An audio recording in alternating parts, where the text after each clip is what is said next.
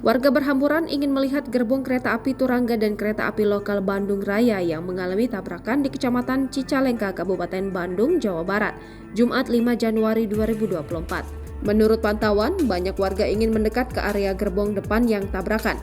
Mereka penasaran ingin melihat area gerbong yang mengalami tabrakan.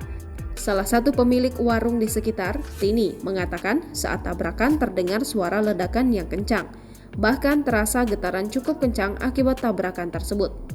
Iya, ledakannya keras banget, terus getarannya kayak gempa, kata Tini. Tini mengatakan peristiwa tersebut diketahuinya saat akan berangkat ke pasar pukul 6.30 waktu Indonesia Barat. Ia pun langsung melihat ke gerbong kereta tersebut. Pas mau ke pasar, taunya kereta tabrakan, warga langsung pada keluar. Ia kaget aja, warga juga, katanya.